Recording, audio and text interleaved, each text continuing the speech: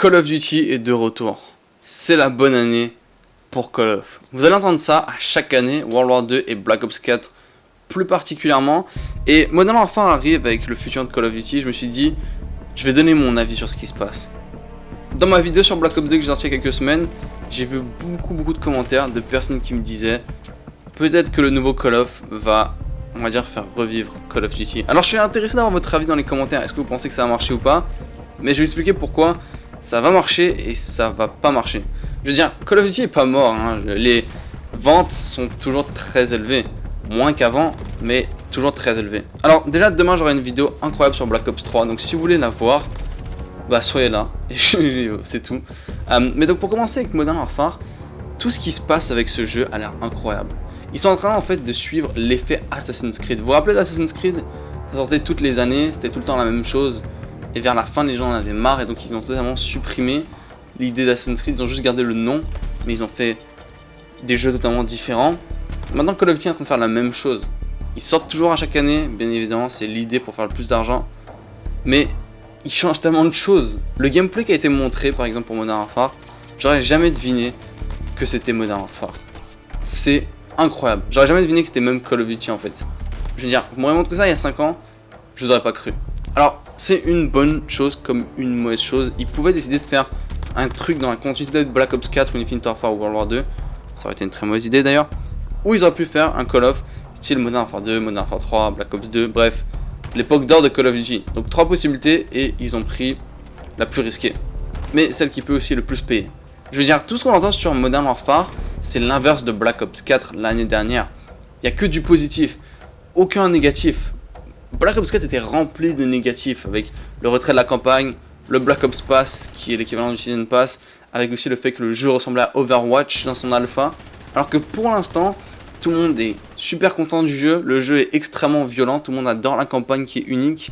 Il n'y a pas de Season Pass, donc des maps gratuites, aucune controverse, et Infinity Ward ont même tweeté, on a le contrôle de la situation, on fait ce qu'on veut, Activision, les journalistes n'ont pas de contrôle sur notre jeu.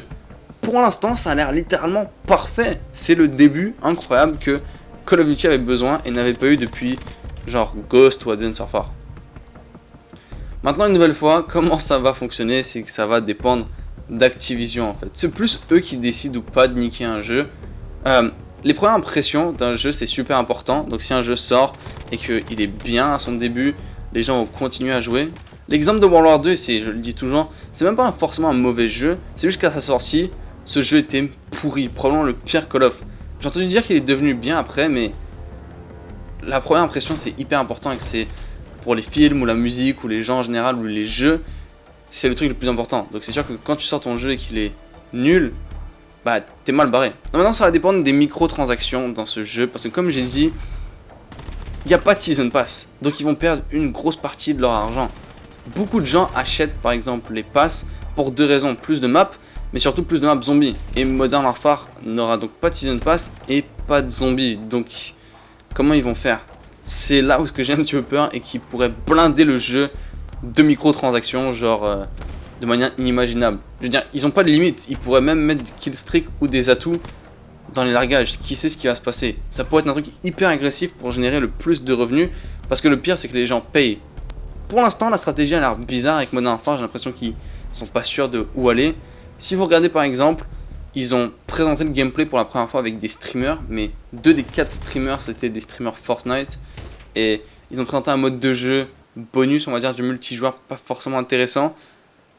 Donc il y a eu beaucoup d'opinions mixtes, ils sont pas forcément sûrs de ce qu'ils veulent faire.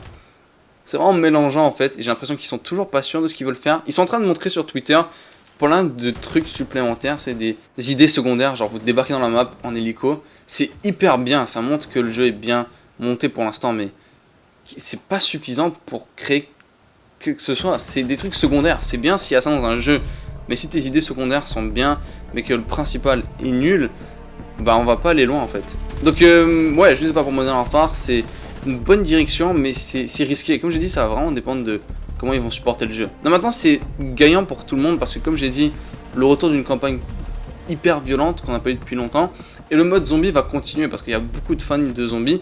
Ça va continuer dans Black Ops 4 avec des trucs additionnels. Donc tout le monde est vraiment gagnant parce que la plupart des gens veulent continuer avec Treyarch le zombie et n'ont pas envie d'aller avec qui que ce soit d'autre.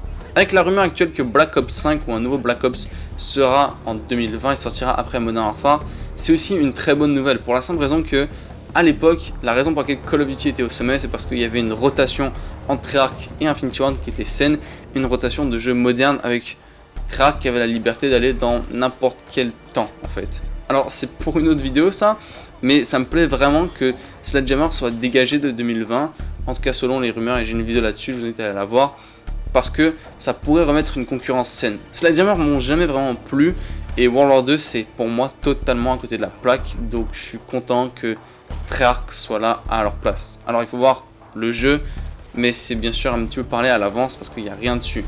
Mais voilà, c'est possible que Call of Duty revienne à une bonne position parce qu'ils ont vraiment innové et ils ont mis en place ce que tout le monde voulait. Je veux dire, plus de DLC, DLC gratuit, campagne violente, rotation de Treyarch et Infinity Ward, le zombie reste que chez Treyarch, comme dans les anciens Call of Duty, comme dans Black Ops 1 et Black Ops 2. Pour moi, ça a l'air d'être plutôt bien parti. Mais ça va encore une nouvelle fois dépendre de ce qu'ont fait les développeurs, s'ils vont exagérer ou abuser ou pas. Et pour l'instant, c'est ça le problème, c'est qu'ils ont montré que des trucs secondaires à Modern Warfare, et donc il n'y a pas encore de raison de vraiment s'exciter. Je veux dire, là où est-ce que les gens tombent dans le piège, c'est que j'entends beaucoup de gens dire j'espère que Modern Warfare va nous ramener à ce que c'était avant, j'espère que ce sera un Call of comme Modern Warfare 2 ou Modern Warfare 3. Ça, c'est impossible. Le temps a changé, les développeurs ont changé, leur vision du jeu ont changé et la communauté a changé. Impossible de revenir à ce que c'était avant.